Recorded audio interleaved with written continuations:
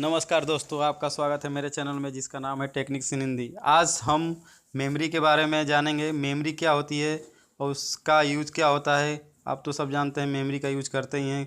Memory store करने के काम आती है, लेकिन अब मैं बताने वाला हूँ कि मेमोरी कितनी प्रकार की होती है और कौन कौन सी होती है, उसका यूज क्या है और कहाँ कहाँ उसका यूज होता है। चलिए देखते हैं। तो हमारी मेमोरी यहाँ मुख्य रूप से दो प्रकार की होती है। मेन जो मेमोरी होती है वो दो प्रकार की होती है, रैम और रोम। रैम के बारे में पहले हम जानेंगे। चलिए देखते हैं रैम क्या है। रैम देखेंगे कि रैम यह एक रैंडम एक्सेस, इसका फुल फॉर्म होता है रैंडम एक्सेस मेमोरी, जो अलग अलग कंप्यूटर में आप और मोबाइल में अलग अलग इलेक्ट्रॉनिक्स जो स्टोरेज डिवाइस होती हैं उसमें यूज होता है।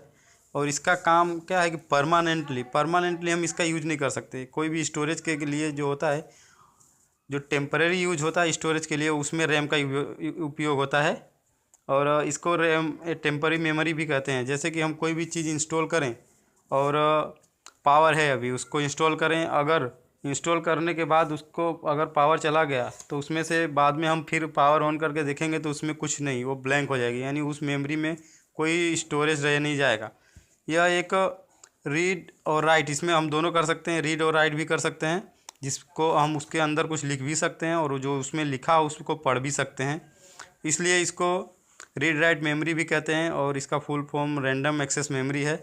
और यह अलग अलग रैंडमली काम करने के काम आती है। जैसे कि कंप्यूटर में रैम यानी हम देखते हैं कि कंप्यूटर में अलग अलग रैम होती है, मोबाइल में भी रैम होती है, 1 GB होती है, 512 MB होती है, अलग अलग होती है। जैसे कि समझिए कि मोबाइल में हम देखते हैं कि 512 MB अधिकतर आती है, अभी तो 1 GB आ रही है।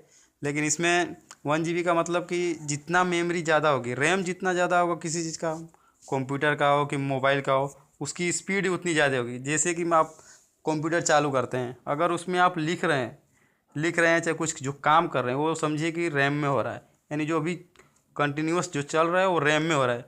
अगर वो चीज़ लिख के कोई भी आप फाइल बनाते हैं या वीडियो कुछ भी, अगर वो लिख के वो करके स्टोर करते हैं तो रोम में चला जाता है, यानी वो परमानेंटली हो जाता है।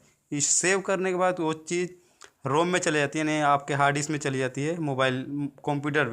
मोबाइल में तो रोम में चली जाती है, यानी वही हार्ड डिस्क भी एक रोम है और वो परमानेंटली स्टोर हो जाती है, यानी पावर जाने के बाद भी उसमें स्टोरेज रहता है। वो ऑन करे बाद में तो अपना पीसी, और वो उसको हम वोलेटाइल डिवाइस भी कहते हैं, जिसे जो पावर चले जाने के बाद वो उसमें से जो मटेरियल होगा, जो स्टोरेज होगा, वो चला जाएगा।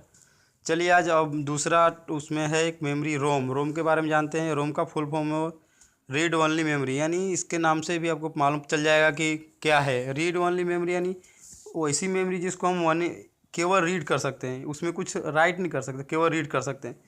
जैसे कि हार्ड डिस्क में या कंप्यूटर की जो रोम है उसमें हम केवल, अब आपकी हार्ड डिस्क पड़ी है, उसमें हम केवल रीड कर सकते हैं, यानी रीड कर सकते हैं कि जो इसमें स्टोर है उसको बस हम देख सकते हैं।